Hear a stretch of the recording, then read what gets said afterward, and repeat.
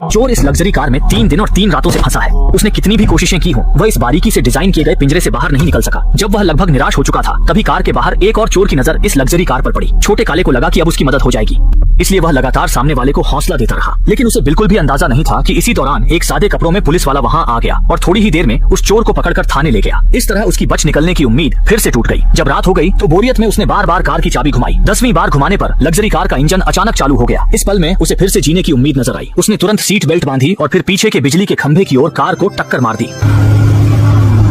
जैसा कि उम्मीद थी, इस टक्कर के बाद लग्जरी कार तुरंत इमरजेंसी मोड में चली गई और जो अटूट कार का दरवाजा था वह आखिरकार खुल गया। 3 दिन और 3 रातों से कार में फंसा हुआ छोटा काला भी आखिरकार फिर से आजाद हो गया। जब वह भारी कदमों से घर लौटने की तैयारी कर ही रहा था, तभी अगले ही पल वह अचानक चौंक कर जाग गया। असल में अभी अभी जो कुछ भी हुआ वह सब बस उसका एक सपना था। इस वक्त वह अब भी उसी लग्जरी कार में फंसा हुआ था।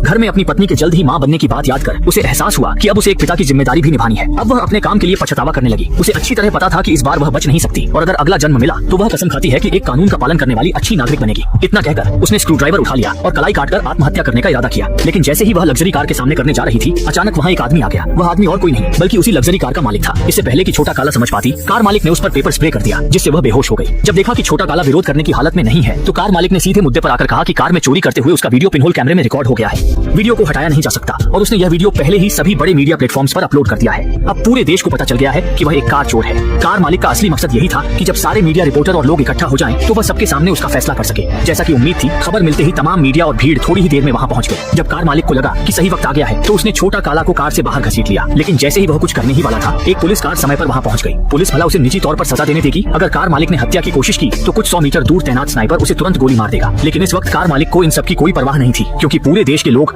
सभी लोग न्याय के फैसले का इंतजार कर रहे थे। इसी दौरान छोटा काला की पत्नी भी वहां पहुंच गई। गर्भवती पत्नी को देखकर छोटा काला खुद को रोक नहीं पाया और तुरंत अपनी पत्नी के सामने पश्चाताप करने लगा। उसने कहा कि उसकी मौत जायज है और अगर अगला जन्म मिला तो वह जरूर एक ईमानदार और शरीफ इंसान बनेगा। लेकिन कार मालिक उसे इतनी आसानी से छोड़ने वाला नहीं था और अगले ही पल इसे ले जाओ।